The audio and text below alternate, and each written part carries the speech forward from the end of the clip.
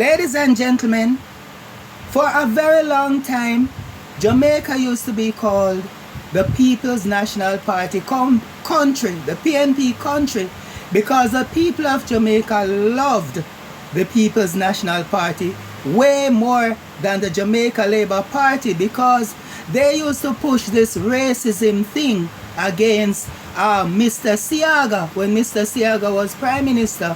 But that man, ladies and gentlemen, have a heart for Jamaica. See, he saw Tivoli Gardens was in a slum. It was in a slum, and he turned Tivoli Garden, ladies and gentlemen, he built houses in that slum, ladies and gentlemen, and he built up that community and made that community look as how it is today. Look as how it is today. Now, ladies and gentlemen, fast track. Every time the Jamaica Labour Party hand over the economy to the People's National Party, they wrecked it. They depreciate, they devalue the US dollar. I remember when the Jamaica Labour Party handed over in Mr. Siaga's time, they handed over the economy, the government to the People's National Party when the Jamaican currency was at 5 Jamaican dollars to 1 US dollar.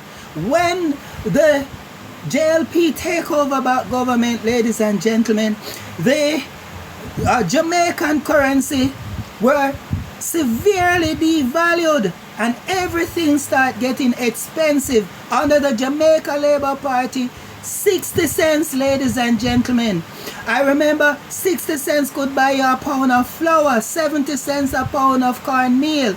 Back in those days, $100, ladies and gentlemen, could have feed you for an entire month. I remember those times in the 80s, ladies and gentlemen, under the Jamaica Labour Party's leadership. I say all of that to say that the track record can show you that under the Jamaica Labour Party's management of the Jamaican economy, ladies and gentlemen, the country prospered. Under the People's National Party's stewardship, under their management, under their leadership, the country suffered. Businesses closed down, ladies and gentlemen. People lose their businesses. They cause a financial meltdown. They cause many banks to collapse with people's monies.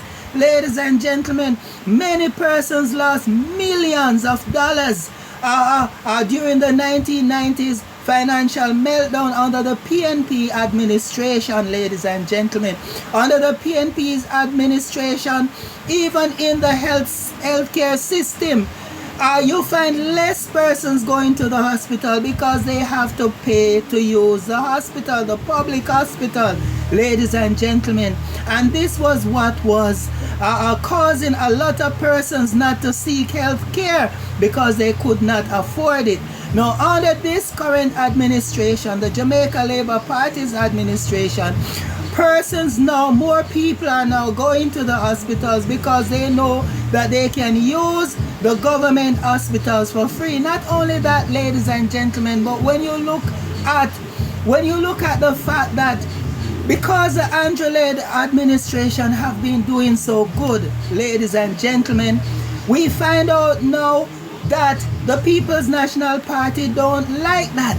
And as a result of that, ladies and gentlemen, they started this political witch hunt against the Prime Minister, to the fact that the Integrity Commission, which is supposed to certify the Prime Minister's financial declaration, refused to certify it because they have an evil agenda.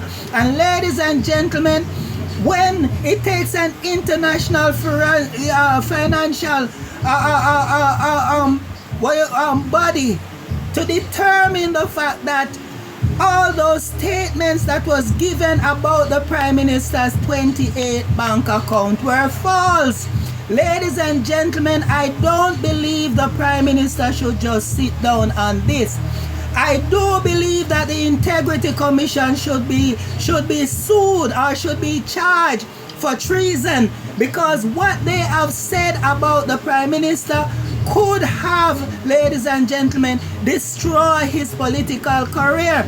Because I even hear Mark Golding have the audacity to say that the Prime Minister is unfit to run for re-election. He even go as far as say that the Prime Minister shouldn't even make himself available, ladies and gentlemen, to be considered running for MP, much more to be Prime Minister again of this country. Now, ladies and gentlemen, the audacity, because why is he saying that about the Prime Minister?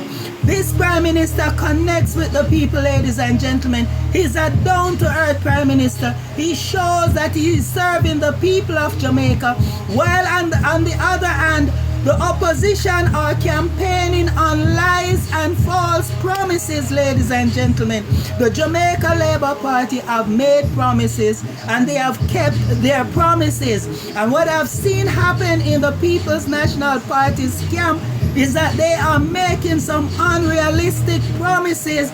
And what I see is that they are also campaigning for the Jamaica Labour Party without even knowing it. Why I say that, ladies and gentlemen, is the fact that they are setting up the teachers against themselves when they are threatening, when they are planning to extend the teaching hours. Imagine, ladies and gentlemen, they don't consider the fact that teachers have families.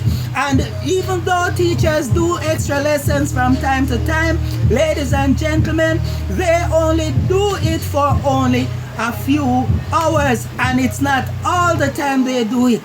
So, ladies and gentlemen, I am saying they are doing everything in their power to get themselves, to keep themselves in opposition, while the government, the current JLP-led government, they are doing everything right, ladies and gentlemen, to keep themselves in power. And one good term deserves another, 2 good terms deserves another, 3 good terms deserves another. Ladies and gentlemen, when you have a Prime Minister whose character is unquestionable, even though they are on a political witch hunt against him, ladies and gentlemen, none of their claims can stand. I hear people saying how much the Prime Minister is a thief. I have to ask them, what did he steal? They were saying that you don't listen to the news. What did the news say that the Prime Minister stole? The news did not say that the Prime Minister stole anything.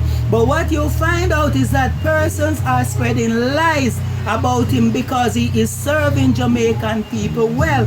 He is steering Jamaica out of poverty, and the People's National Party and their activists don't like it, because when people are in poverty, ladies and gentlemen, then they can do as they like with them, because persons will just have to accept anything that is given to them because they can't do better.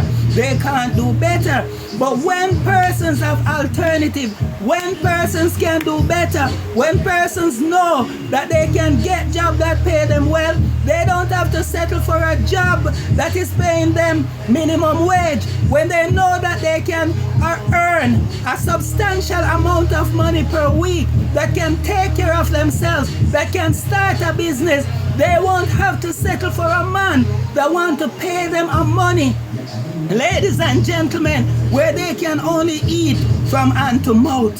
So I am saying, ladies and gentlemen, the Prime Minister of Jamaica is doing a very good job. The Most Honorable Andrew Holness, Dr. Andrew Holness, is doing a good job. Let us keep him in power.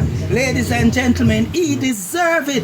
And everything that he does, ladies and gentlemen, because the People's National Party don't have anything to campaign on, they are trying, ladies and gentlemen, to discredit what he is doing. They question even his motive when he go out there handing out the book of his accomplishment.